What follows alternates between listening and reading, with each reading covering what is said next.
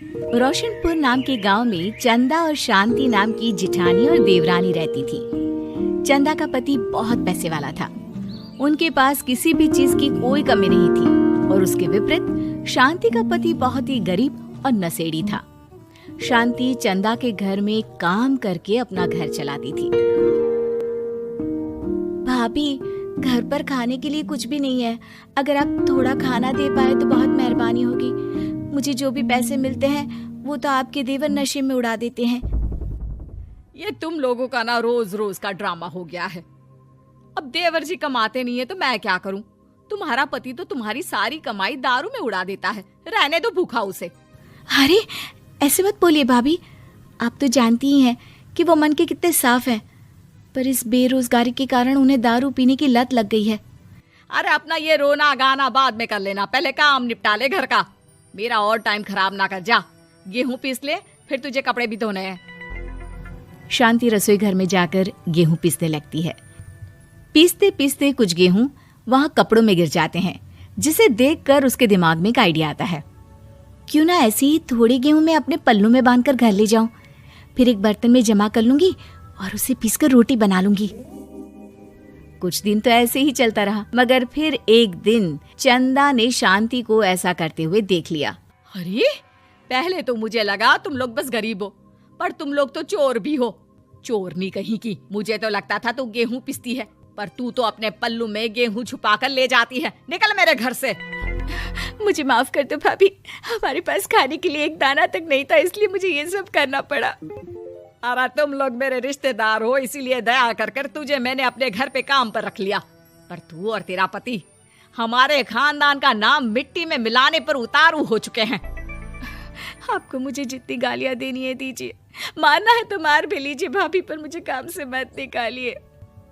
परिवार की बात है, वरना कोई और ऐसा काम करता ना तो धक्के मार कर कब से घर का बाहर निकाल दिया होता।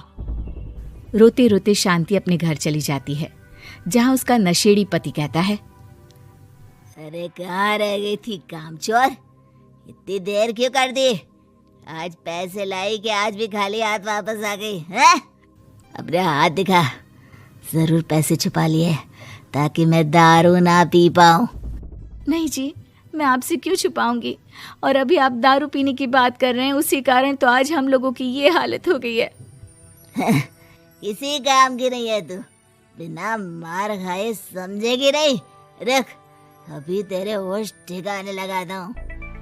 रामलाल शांति को बहुत मारता है। शांति का मन दुखी हो जाता है और वो गांव के तालाब के पास के एक पेड़ के नीचे बैठकर फूट फूट कर रोने लगती है। मैंने कभी किसी का बुरा नहीं किया, फिर भी भगवान मेरे साथ ऐसा क्यों कर रहा है? मैं तो रामलाल जी की फिक्र करती हूँ, फिर भी उन्होंने मुझे इतना मारा।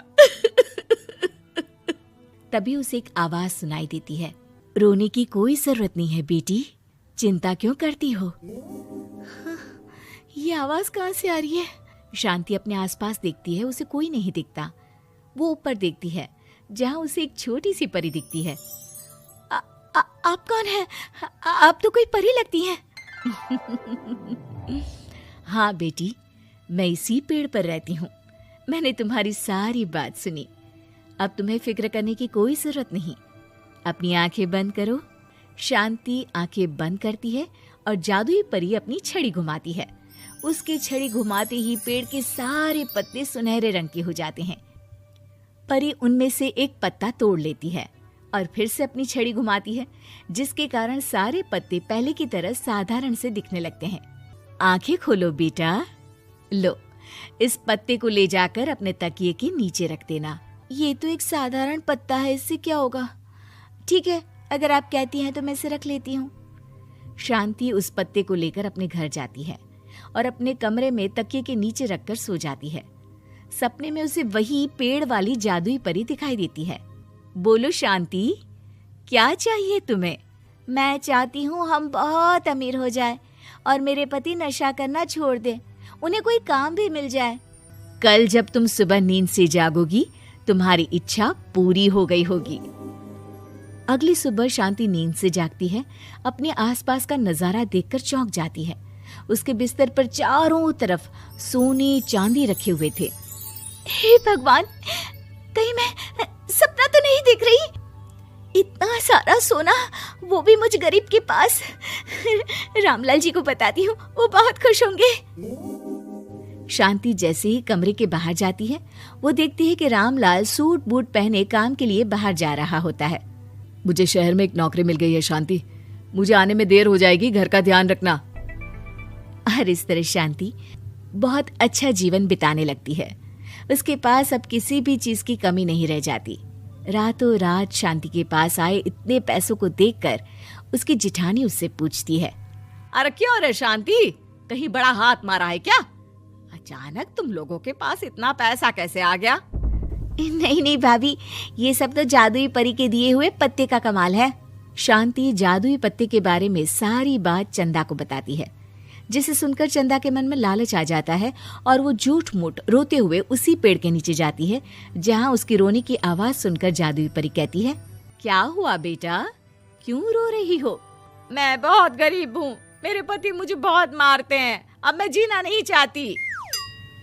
चिंता मत करो बेटा, अपनी आंखें बंद करो। जादुई परी चंदा को भी उसी पेड़ का एक पत्ता देती है और तकिए के नीचे रखने को कहती है। चंदा उस पत्ते को लाकर अपने तकिए के नीचे रख लेती है और अगली सुबह जब उठती है तो उसके कमरे में चारों तरफ सांप बिच्छू रहते हैं। अरे बचाओ बचाओ, कोई मुझे बचाओ, ये कैसा पत्ता है जिसे लाने के बाद उस गरीब शांति के पास तो इतना सारा सोना आ गया, और मेरे चारों तरफ ये सांप बिच्छू, अरे कोई बचाओ। चंदा अपनी जान बचाती हुई शांति के पास जाती है। चलिए भाभी, मुझे लगता है आपके घर में सांप बिच्छू को बस जादुई परी ही हटा सकती है। दोनों मिलकर जादुई परी के पास जाते हैं। ये सब तुम्हारे बुरे इरादों का नतीजा है चंदा। तुम झूठ मूठ बस पैसे के लालच के कारण यहाँ आकर रो रही थी, इसीलिए तुम्हें जादुई पत्ते ने उसकी सजा दी। अरे मुझे माफ कर दीजिए जादुई परी, मेरे मन में लालच आ गया था। अरे शांति, तुम भी मुझे माफ कर दो, मैंने तुम्हारे साथ बहुत गलत किया है, फिर भी तुम मेरी मदद के लिए आई। चंदा को अपनी गलती का एहसास हो जाता है, इसलिए जादुई परी उसके घर से सारे सांप बिच्छू को गायब कर देती है। चंदा और शांति आपस में मिलजुल कर रहने लगती हैं।